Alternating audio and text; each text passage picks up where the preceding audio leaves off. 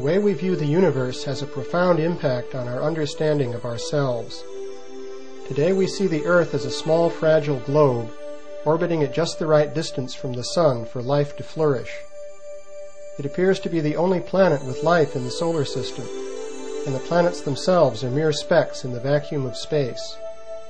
Human life seems reduced to insignificance when set against the vast, nearly empty spaces of modern astronomy.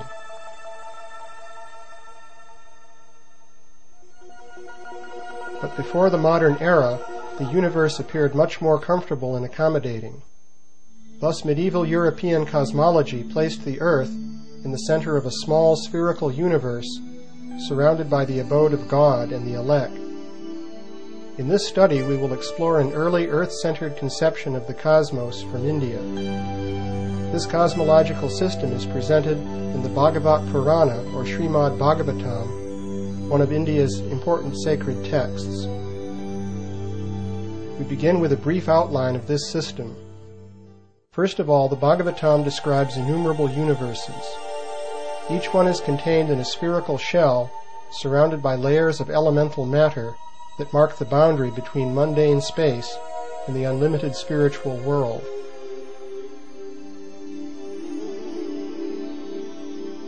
The region within the shell is called the Brahmanda, or Brahma egg. It contains an earth disk called Bhumandala that divides it into an upper heavenly half and a subterranean half filled with amniotic water.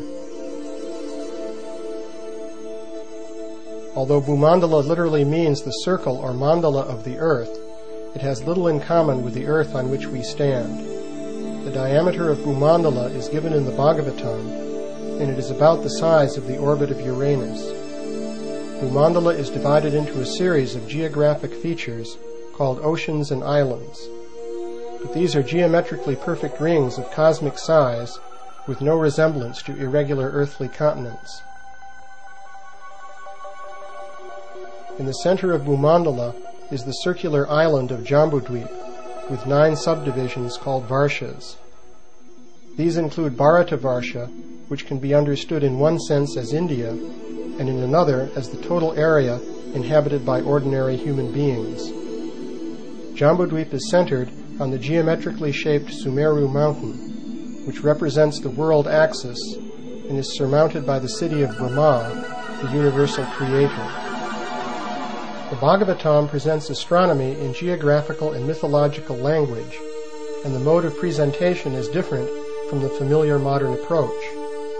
Although the earth disk of Bhumandala may look naively unrealistic, careful study shows that the Bhagavatam uses it to represent at least 4 different reasonable and consistent models. These are: 1. A polar projection map of the Earth globe. 2. A map of the solar system. 3. Topographical map of South-Central Asia. 4. A map of the celestial realm of the demigods.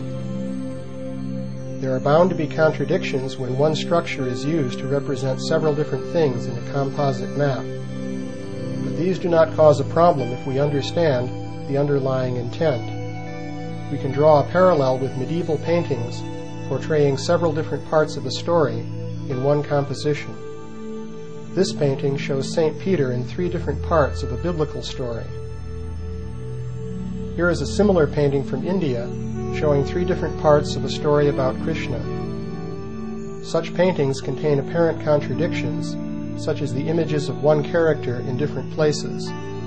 But a person who understands the storyline will not be disturbed by this. As source material, we will refer to the Bhagavat Purana and to several important commentaries on this text by traditional Indian scholars. We will also refer to the great Indian epic, the Mahabharata, to other sacred texts, including the Vishnu Purana, and to important Indian astronomical works, such as the Surya Siddhanta. Bhumandala as a planisphere. We begin by discussing the interpretation of Bhumandala as a planisphere, a polar projection map of the Earth globe. Each important interpretation of Bhumandala is obtained by focusing on a cluster of Bhumandala features and temporarily ignoring features outside the cluster. In this case, note that the ring-shaped islands and oceans of Bhumandala have widely varying scales as defined in the Bhagavatam. For now, we ignore this. The planisphere interpretation of Bhumandala requires that we give them all equal width. In fact, this is commonly done in diagrams of Bhumandala, such as this one, dating to the early 19th century. Bhumandala with equalized rings can be seen as a stereographic projection of a spherical Earth. Stereographic projection is an ancient method of mapping points on the surface of a sphere to points on a plane. This method can be applied to map a modern Earth globe onto a plane. This flat projection is called a planisphere. Bhumandala can likewise be viewed as a stereographic projection of a globe. Such globes exist in India. Here is one that was probably commissioned by Sawai Jai Singh, Raja of Jaipur, in the early 18th century. In this globe, the land area between the equator and the mountain arc is Bharatavarsha, corresponding to Greater India. India is well represented, but apart from a few references to neighboring places, this globe does not give a realistic map of the Earth. It was clearly intended for astronomical rather than geographical purposes. Here is another globe showing Jambudweep. Note that Jambudweep is mapped into the northern hemisphere on these globes. Although the Bhagavatam does not explicitly describe the Earth as a globe, it does so indirectly. For example, it points out that night prevails diametrically opposite to a point where it is day. Likewise, there is sunset opposite a point where the sun is rising. According to the Bhagavatam, the sun orbits just above Bhumandala on its chariot. Taken literally, the sun's rays should spread out smoothly over the plane of Bhumandala, leaving no points of sunrise or sunset, and no area in total darkness. This seems to contradict the Bhagavatam statement about day and night at diametrically opposite points. But there is no contradiction if we adopt the planisphere interpretation of Bhumandala. To see this, consider the equator, the Tropic of Cancer, the Tropic of Capricorn, and the sun's path called the ecliptic.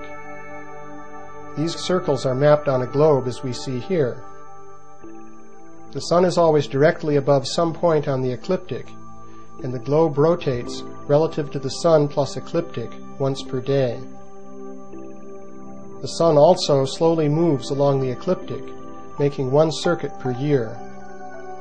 The seasons result from the sun's northward and southward movement on the tilted ecliptic circle. These four circles project stereographically as shown here. The ecliptic projects onto an off-centered circle in the planisphere map, and the sun's position on this map corresponds to the point on the Earth globe where the sun is at the zenith.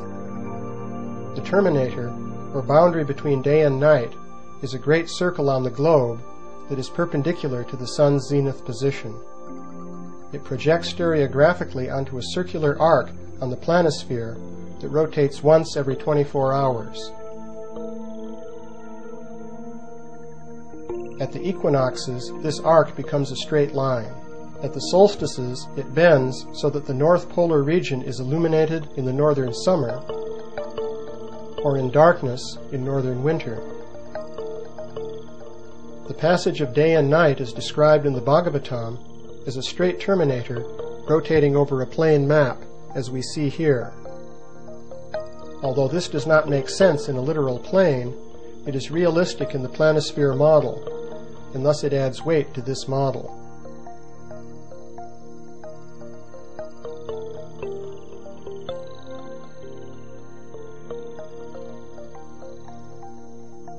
Here we see the ecliptic and the zodiac projected stereographically onto the Earth map. The sun and zodiac revolve clockwise together once per day, while the sun moves counterclockwise around the zodiac once per year. Here the zodiac is projected stereographically onto Bhumandala. Note that as the Sun goes around the off-centered zodiac in its yearly orbit, it crosses the ring-shaped islands and oceans of Bhumandala. This ocean-crossing motion is described in the Puranas, and this also adds weight to the planisphere model. Bhumandala can be compared with an astronomical instrument called an astrolabe, which was popular in the Middle Ages. On the astrolabe, the off-centered circle represents the orbit of the Sun, the ecliptic. In an astrolabe, the Earth is represented in stereographic projection on a flat plate called the mater. The ecliptic circle and important stars are represented on another plate called the ret.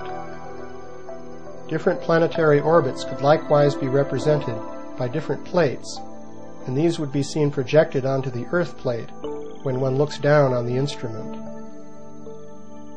The Bhagavatam similarly presents the orbits of the Sun, the Moon, and important stars on a series of planes parallel to Bhumandala. The orbits of the planets are placed on additional parallel planes.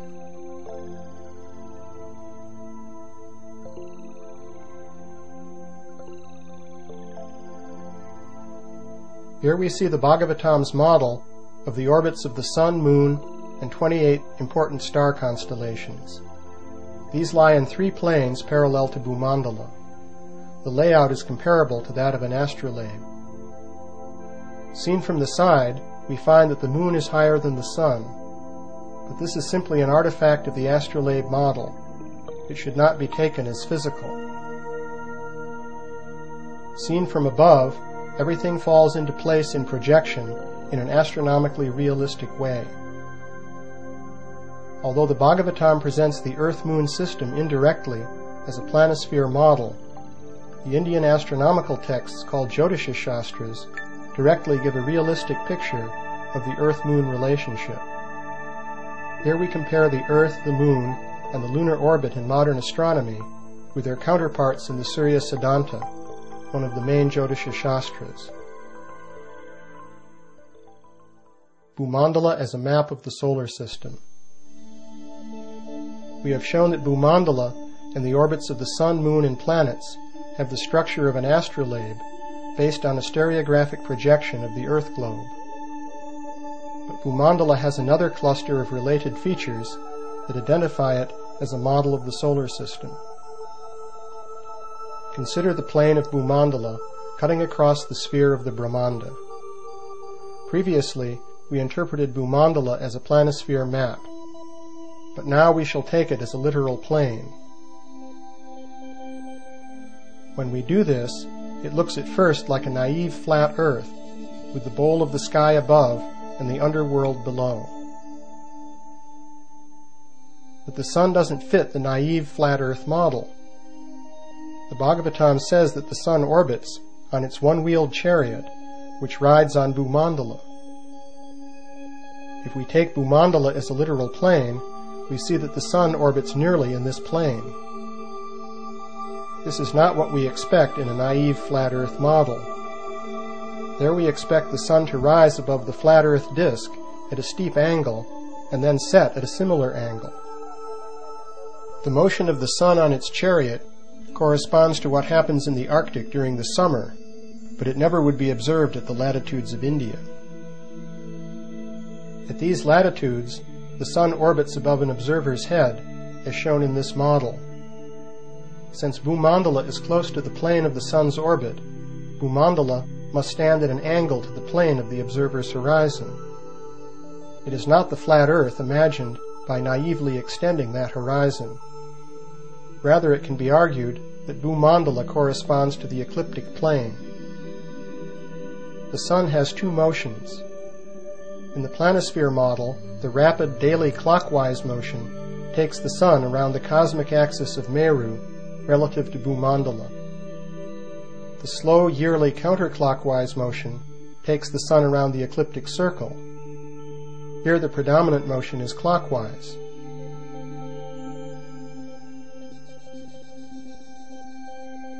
The Bhagavatam talks about the Sun's clockwise motion, but it also talks about a yearly counterclockwise motion of the Sun relative to Bhumandala, as shown here. This motion supports the interpretation of Bhumandala as the ecliptic plane, since the sun goes around the ecliptic counterclockwise once per year. The Bhagavatam explicitly recognizes this as a contradiction. It resolves the contradiction by describing the motion of ants on a spinning potter's wheel from different points of view, that of an observer standing beside the wheel and that of an observer standing on the wheel. This is the concept of relative motion, but we must realize that the Bhagavatam uses the same reference frame, namely Bhumandala, to describe different relative motions. The scholars Giorgio del Santillana and Hertha von Dekend carried out an intensive study of myths and traditions and concluded that the so-called flat earth of ancient times originally represented the plane of the ecliptic and not the earth on which we stand. In their model, shown here, the sun also orbits around the plane of the ecliptic earth. Later on, the original cosmic understanding of the earth was apparently lost, and the earth beneath our feet was taken literally as a flat plate. Here we see an early Greek version of this idea. In India, the earth of the Puranas has often been taken as literally flat. However, the details given in the Bhagavatam indicate that its cosmology is much more sophisticated. It turns out that the disk of Bhumandala corresponds in some detail to the solar system. First of all, the solar system is nearly flat. The Sun, the Moon, and the 5 planets, Mercury through Saturn, all orbit nearly in the ecliptic plane. The Sun, Moon, and planets also orbit very close to one plane in the cosmology of the Bhagavatam. In one verse, the region where the planets orbit is compared to the thin space between 2 halves of a bean seed. The region of the planetary orbits is called Antariksha, or inner space. In this picture, it is shown as a thin plate extending directly above Bhumandala. In the planisphere model, the planes of the planetary orbits correspond to the plates in an astrolabe. This is not realistic for a solar system model, but it is realistic to put the planetary orbits in a thin disk of space parallel to the ecliptic. The heights of the planetary orbits are given in a unit called the yojana, which is about 8 miles in length. All distances in the Bhagavatam are expressed in terms of this unit. The thickness of the Antariksha disk is roughly the same as the spread of the orbits of Mercury through Saturn perpendicular to the ecliptic. In this picture, both this spread and the thickness of Antariksha have been stretched by a factor of 3 for the purpose of easy comparison. In the planisphere model, we ignored the actual size of Bhumandala and compressed its ring-shaped features into a small set of rings around Jambudvip. But if we restore these rings to their real size, we find that they correspond to planetary orbits. First of all, we can understand the size of Bhumandala by comparing it with the orbit of Uranus. Measured in yojanas, Bhumandala is slightly bigger in diameter than the orbit of this planet. Within Bhumandala, a ring-shaped mountain called Loka is defined by the Bhagavatam as the outer limit of the luminaries. Perhaps coincidentally, this ring is about the size of the orbit of Saturn, the outermost of the planets visible to the naked eye. We can understand the scale of Bhumandala by comparing it with the Earth, the solar system out to Saturn and Uranus, and the Milky Way galaxy. Bhumandala closely matches the solar system, but it differs radically in size from the Earth and the galaxy. If we compare the rings of Bhumandala with the orbits of the 5 planets, Mercury through Saturn, we find further alignments which give weight to the hypothesis that Bhumandala was designed as a map of the solar system. To show this accurately, we have to look at a geocentric model of the solar system. Here is the geocentric system as given by the famous astronomer Tycho Brahe. Note that Brahe has the 5 traditional planets orbiting the Sun and the Sun orbiting the Earth. In the 19th century, the South Indian scholar Tiruvenkata Ramanuja Geoswami compared the solar system with Bhumandala. Here is a diagram of his model. Tiruvenkata's model exactly matches the geocentric model of Tycho Brahe. In fact, this is the natural way to compare Bhumandala with the planetary orbits. Planetary orbit can be portrayed from a sun-centered or earth-centered standpoint. Here we see how the orbit of Venus changes when we shift the camera's viewpoint from the Sun to the Earth. The sun-centered viewpoint is essential for modern orbital calculations, but the Earth-centered viewpoint is necessary for all Earth-based observations. In a geocentric model, a planet orbits the Sun, while the Sun orbits the Earth. This produces a looping motion like that produced by a spirograph. In this simple mechanical model, we see the Sun orbiting the Earth in the center and Venus orbiting the Sun. Here we see the orbital track traced out by Venus in its geocentric orbit. Note that it passes from one boundary circle of Bhumandala to another. Here we see the same thing for Mercury. The alignment between the planetary orbit and the circular features of Bhumandala is approximate at 8 miles per yojana. If we choose about 8.5 miles per yojana, it becomes very accurate for all 5 traditional planets. Here we see the orbit of Mars. This orbital spiral also grazes an inner circle of Bhumandala and an outer circle. The Sun's geocentric orbit is a simple near-circular ellipse that runs down the center of one of the oceans of Bhumandala. It is noteworthy that the geocentric orbit of the Sun is so small compared with the Brahmanda that the Brahmanda is nearly sun-centered or heliocentric. It is also worth noting that some commentators on the Bhagavatam take it to be fully heliocentric. The inner planets, Mercury, Venus, and Mars, are close neighbors of the Sun. For these planets, there is a 1-to-1 match between the 6 inner and outer boundary curves of their orbits and 6 bounding circles of Saptadweep, the inner system of 7 islands and oceans of Bhumandala. The Sun's orbit provides a 7th circle, dividing the 6 into 2 symmetric groups. The outer planets Jupiter and Saturn delineate a larger ring of Bhumandala lying outside Saptadweep. Jupiter defines the inner boundary of this ring, and Saturn nearly grazes its outer boundary, known as Lokaloka Mountain. As we mentioned before, this ring mountain is fixed in the Bhagavatam as the outer boundary of the luminaries, and Saturn is the outermost planet visible to the naked eye. Until recent times, astronomers generally underestimated the distance from the Earth to the Sun. Thus it is remarkable that the dimensions of Bhumandala in the Bhagavatam are consistent with modern data on the size of the Sun's orbit and the solar system as a whole. In particular, the Earth-Sun distance and the size of the solar system were seriously underestimated by Claudius Ptolemy, the greatest astronomer of classical antiquity. The detailed correlations between Bhumandala features and planetary orbits may seem contrary to the known history of science, but they are corroborated by historical data suggesting the existence of advanced scientific knowledge in the distant past. For example, a historical study of the yojana provides evidence supporting a yojana length of about 8.5 miles, the same length that emerges from the comparison of planetary orbits with Bhumandala.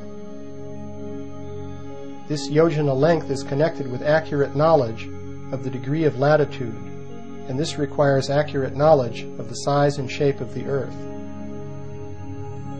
The historical evidence for the size of the yojana involves Greek and Chinese reports on distance measurements in India. It ties in with extensive evidence for the existence of scientifically defined measures in ancient Egypt and the Near East. And it is corroborated by the unit of measure called the hat that was used in the design of the 12th century temple of Angkor Wat in Cambodia. The orbital correlations are also supported by a statistical study reported in the text. Taking all of the evidence into account, the remarkable agreement between the solar system and the detailed structure of Bhumandala cannot be dismissed as a mere coincidence. Jambudweep is a topographical map of South-Central Asia. Jambudweep, the central hub of Bhumandala, can be understood as a local topographical map of part of South-Central Asia. This is the third of our 4 interpretations of Bhumandala. In the planisphere interpretation, Jambudweep represents the northern hemisphere of the Earth globe. However, the detailed geographic features of Jambudweep do not match the geography of the northern hemisphere. Consider this map of Jambudweep. The circle of Jambudweep is divided into 9 regions called varshas by 6 horizontal and 2 vertical mountain chains. The southernmost region is called Bharata Varsha. Careful study shows that this map corresponds to India plus adjoining areas of South-Central Asia. The first step in making this identification is to observe that the Bhagavatam assigns many rivers in India to Bharat Varsha, the southernmost division of Jambudweep. Thus Bharat Varsha represents India. The same can be said for many mountains in Bharat Varsha. In particular, the Bhagavatam places the Himalayas to the north of Bharat Varsha in Jambudweep. A detailed study of the Puranic accounts allows the other mountain ranges of Jambudweep to be identified with mountain ranges in the region north of India. Although this region includes some of the most desolate and mountainous country in the world, it was nonetheless important in ancient times. For example, the famous Silk Road passes through this region. The Pamir Mountains can be identified with Mount Meru in Ilavrita Varsha, the square region in the center of Jambudweep. Note that Mount Meru does not represent the polar axis in this interpretation. Cosmology and earthly geography. There are many cosmological traditions around the world which share important features of Bhagavata cosmology. These include a cosmic axial mountain or pillar, which is often identified with a local mountain, such as Mount Olympus in Greece. These traditions also include other standard features, including those shown in this generic world model. The cosmology of the Bhagavatam and the Puranas is shared in its broad features by Buddhism, and it is widespread in the Buddhist countries of Asia. This East Asian picture depicts a square version of Mount Meru and the oceans and islands of Bhumandala, surmounted by planetary orbits. This Korean wheel map shows a central continent surrounded by a circular ocean and another circular continent. Joseph Needham, in his treatise on Chinese science, traces these wheel maps to India or Babylon. Here is a Babylonian wheel map. Wheel maps were also made in medieval Europe. In these Judeo-Christian maps, Jerusalem and the sacred hill called Mount Zion were identified as the world axis. Somehow or other, the tradition of Jambudweep seems to have influenced Gerardus Mercator, who placed a mountain surrounded by a circular continent at the north pole of his map of the Arctic region. The 4 perpendicular rivers or channels flowing from the central mountain correspond to the 4 branches of the celestial Ganges flowing from Mount Meru. Here is a Phoenician seal with a personified world mountain and 4 streams issuing forth at right angles. The Dogon tribe, living near the upper bend of the Niger River, posit a circular continent with a central pillar surmounted by the residence of their high god Amma. Note the world-girdling serpent in the circular ocean. The ethnologist Evans Wentz identifies this Navajo sand painting as a representation of the four sacred directional mountains of the Navajos. In many traditions, the world mountain is surrounded by four mountains in the cardinal directions, and we also see this in the Bhagavatam and other Puranas. The color scheme is similar to that found in Puranic and Buddhist traditions. The four directional mountains of Jambudweep have four sacred trees on their summits. These include the Jambu tree, after which Jambudweep is named. The theme of a cosmic tree of life is very common, and this tree often grows on the world mountain or stands in place of it. Here we see the Scandinavian tree of life called Yggdrasil. The apocryphal biblical literature describes a tree of life with four rivers of honey, milk, oil, and wine that flow down into Eden. For comparison, the Bhagavatam has rivers of special juices flowing from its four sacred trees. This Assyrian seal shows the tree of life on the world mountain plus two sacred streams. In this East Asian picture, the tree of life stands upon the column of Mount Meru, centered on the ring pattern of Bhumandala. The Mayans of Central America have a tree of life that extends through 7 heavens, and they also speak of 5 lower worlds. Graded heavens and underworlds are found in many cosmologies, including that of the Bhagavatam. Here we see the cosmology of the Shipibo tribe of the Peruvian Manteya. This includes the tree of life, the circular continent and surrounding ocean, and the world-girdling serpent. The cosmology of the Warao of the Orinoco Delta also features a serpent of being that surrounds their world. Here we see the Norse serpent that surrounds Midgard, the inhabited world of Norse cosmology. The Bhagavatam places a universal serpent called Anantashesha beneath Bhumandala. He is generally depicted as supporting the earth from beneath, but the Mahabharata also says that he encircles her in his coils. The Bhagavatam places the cities of Brahma and the 8 Lokapalas on top of Mount Meru. Similarly, many traditions place the abode of the gods on top of their axial mountain or pillar. Here is the geometric layout of the cities of the 8 Lokapalas, or world guardians. These figure in the Vastu Purusha Mandala used to lay out temples in traditional Indian architecture. The grid of the Vastu Purusha Mandala is also associated with the nakshatra constellations marking the ecliptic. Thus the earthly side of a temple was connected with the heavenly realm of the ecliptic. This brings us back to our interpretation of Bhumandala, the circle of the earth, with the solar system. In India, it was traditional to identify the earth, or a localized part of the earth, with the heavens. We see the same thing in many traditions where the cosmic axis is identified with a mountain or cultural center. Bhumandala as a map of the celestial realm of the demigods. Bhumandala can also be understood as a map of the celestial realm of the demigods.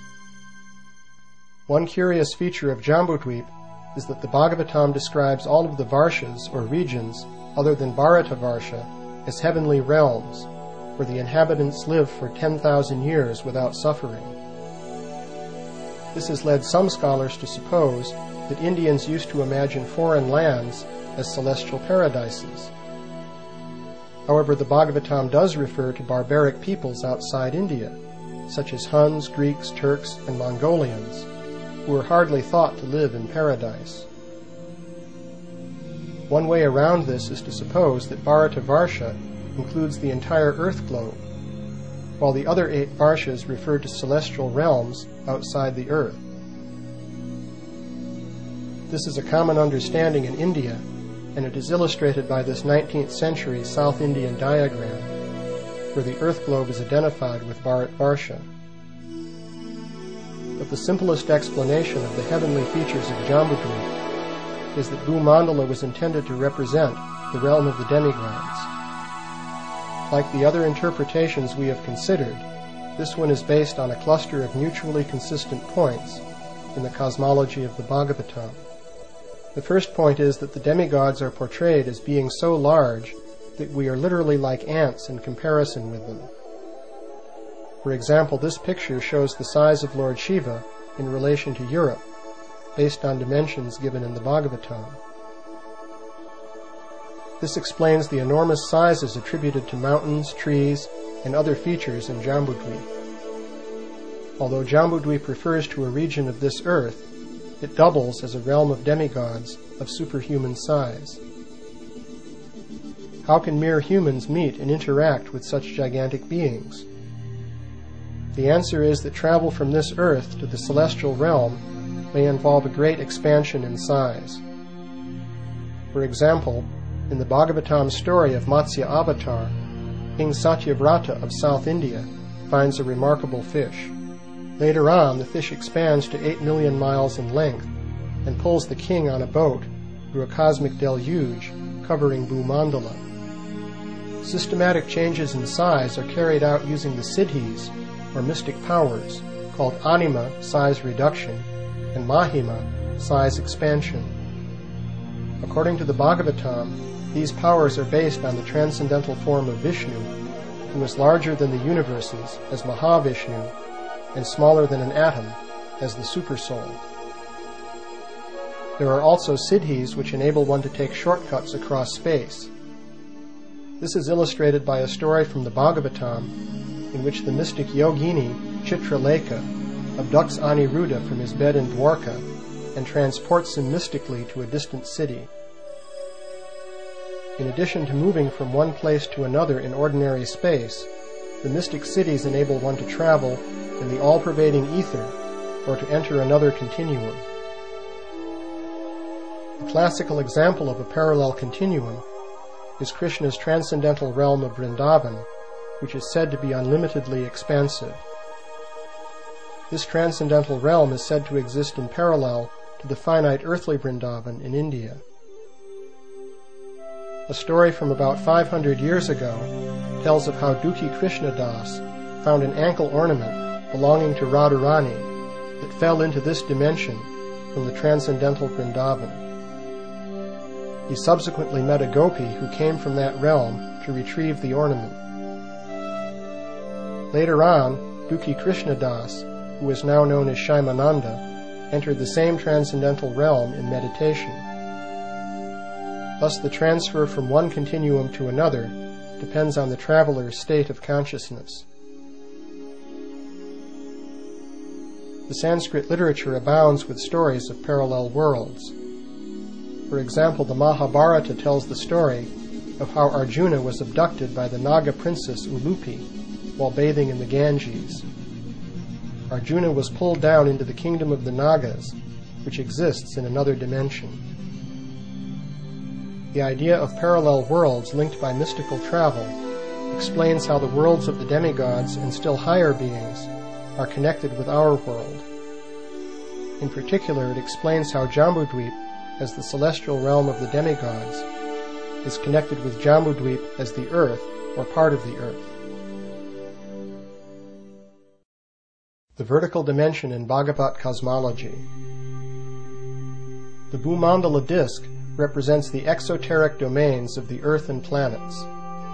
In contrast, the cosmic axis, extending perpendicular to Bhumandala, is filled with esoteric meaning. It represents the path of ascent or descent of the soul.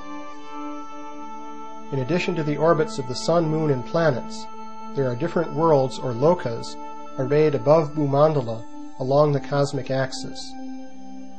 These upper worlds can be entered through mystic cities, and they are accessible only to persons of advanced spiritual consciousness.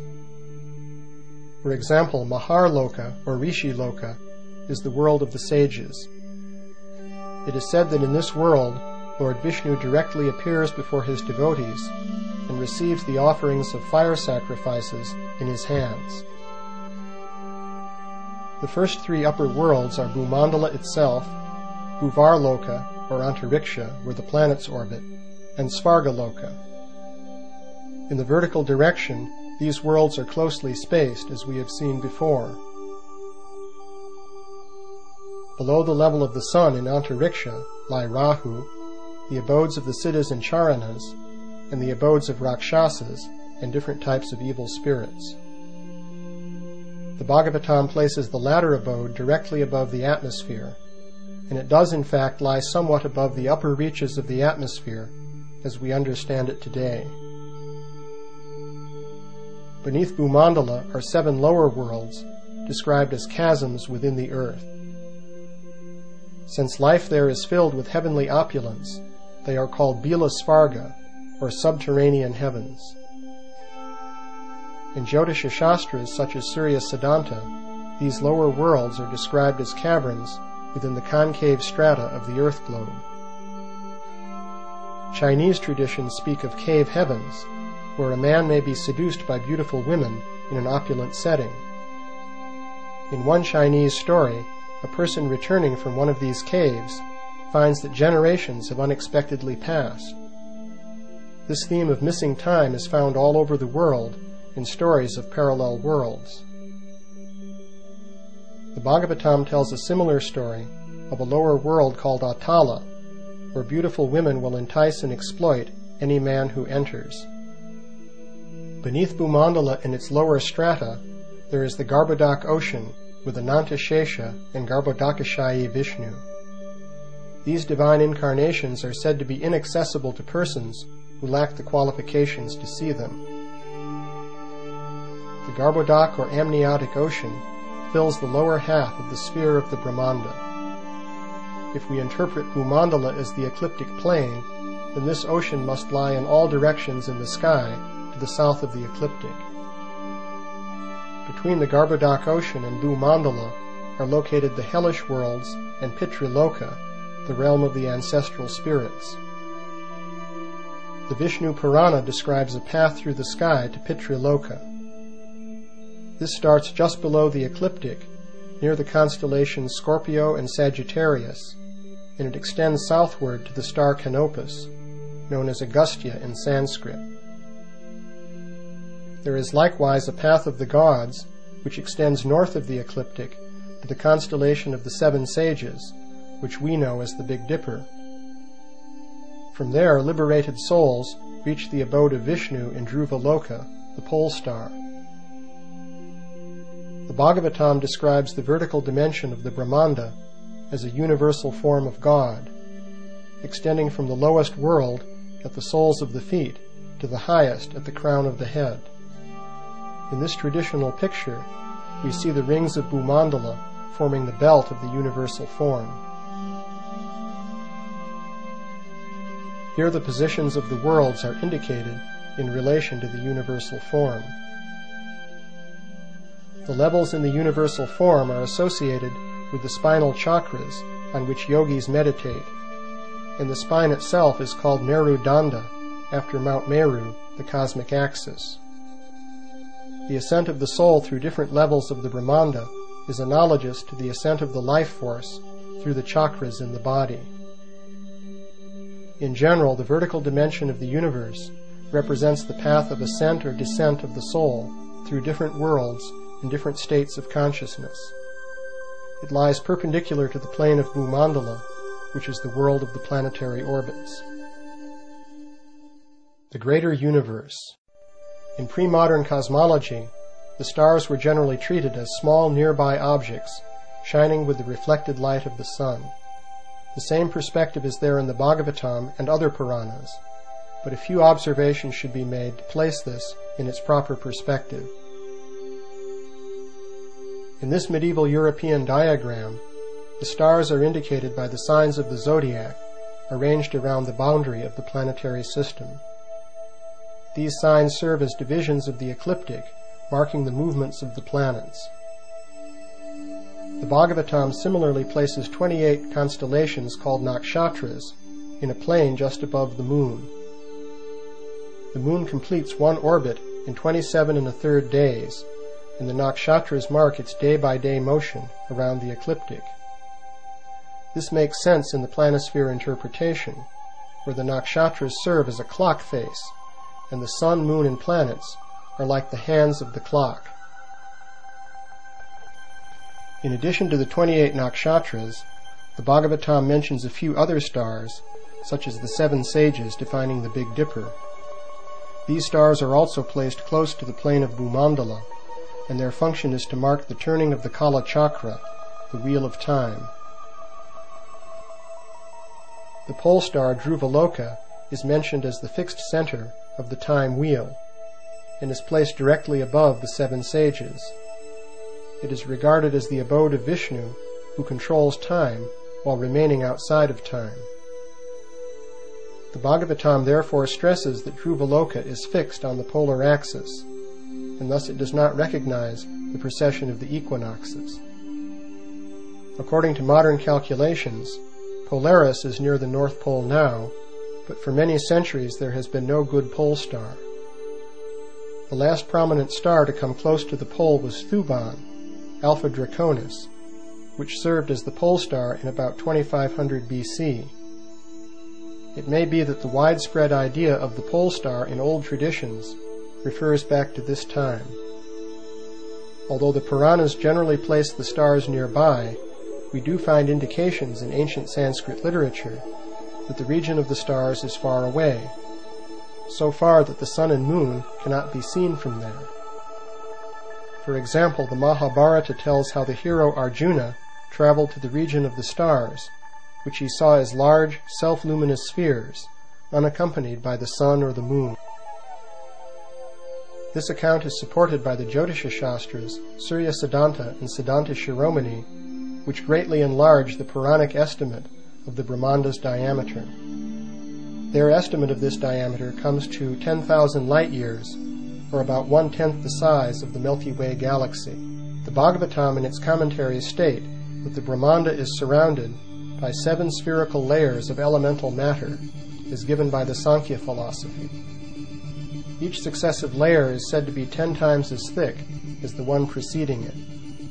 Innumerable Brahmandas, each surrounded by its elemental layers, are said to be floating within the causal ocean in the unlimited spiritual world. Thus the Bhagavatam places the Brahma egg in the context of a multiplicity of worlds, occupying an unlimited continuum of space.